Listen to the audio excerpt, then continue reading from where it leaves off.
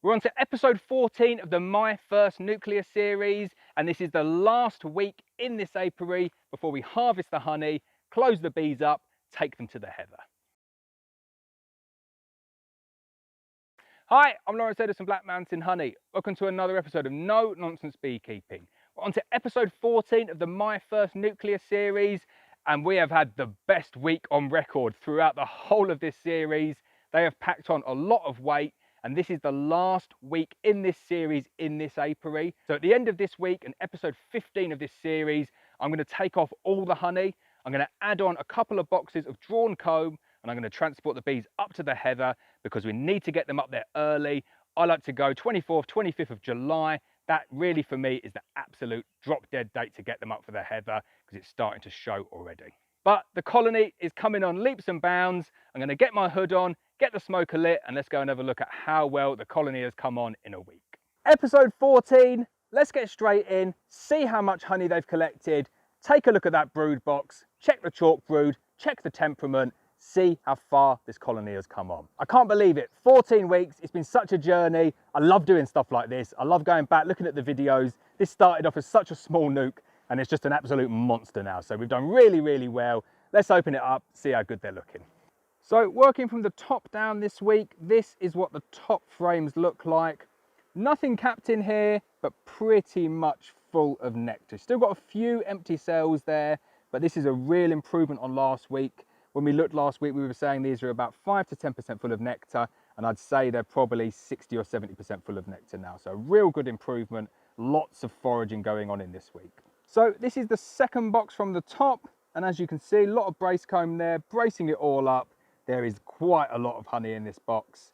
I'll pull out a couple of frames now and you can see, but I suspect we're going to see a fair amount of capped honey in this one. And as predicted, the bees are capping it over nicely. So last week we were looking at about 60 or 70% capped, and we're probably up around 70 or 80% capped now. Just got that last little bit in the middle there to finish off. It's mostly full, and then we've got lots of capped frames of honey. So the bees have had a very, very strong week indeed. They've brought in a lot of honey and they've been really busy capping all of their stores as well. And lifting that box there is a really, really heavy box. So much heavier than a fully laden super. It's more difficult to lift the boxes, but it's fewer boxes and it's so easy when it comes to colony management. So this is the super, the national deep that's closest to the brood nest. Obviously going to be the most busy one as well. I'll pull out a couple of frames in there. This one is going to be heavy though. I can tell already there are going to be some lovely frames of honey in here.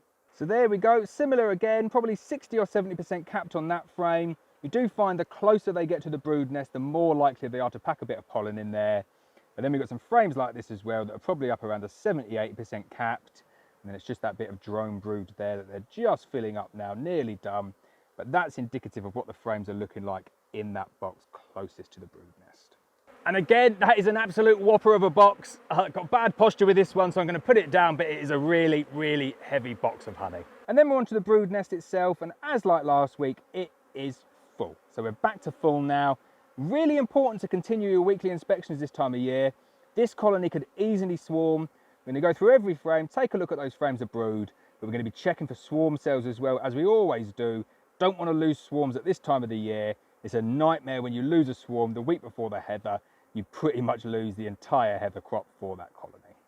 But again though, I'll just ping back out to me here.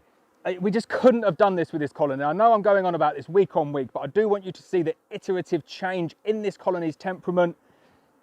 Early on in the year, I would have been smothered with bees, just opening that brood box. And now I can just open it and they're not too fussed with me at all. So we're going to go through now. I'll snap a few pictures of the brood frames. I'll tell you how many brood frames in total we've got, and hopefully we won't find any swarm cells. So this is frame number 1. Brood side to side, both sides, really good looking brood. No signs of any chalk brood anywhere as well. Really good, no swarm cells either. There's frame 2. Again, I know they look very similar, but they're not. That is a different frame.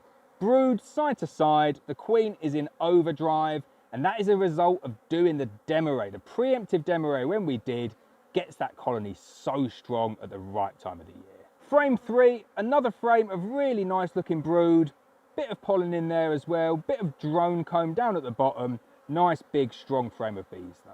And there we go, another frame of brood, end to end. This queen is so good. This is one of our F1 buckfast queens that we sell, and this is what you can expect from the colonies that were raised by those F1 buckfast queens.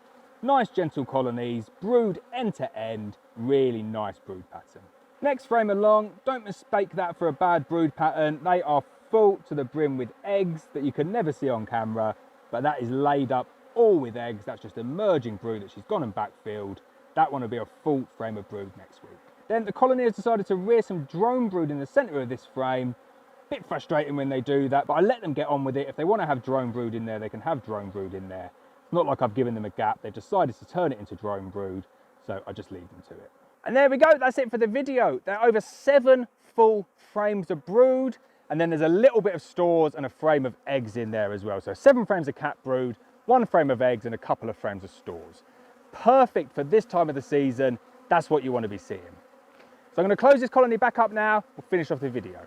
So there you go, that's it for the video. Next week's episode 15, is going to be the final week in this apiary.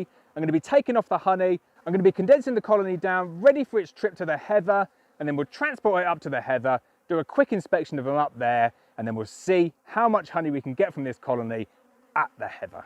So I hope you enjoyed the video, hope you're enjoying the series. As always, please hit the subscribe button, please hit the bell so you're notified of every video, and I'll see you next time.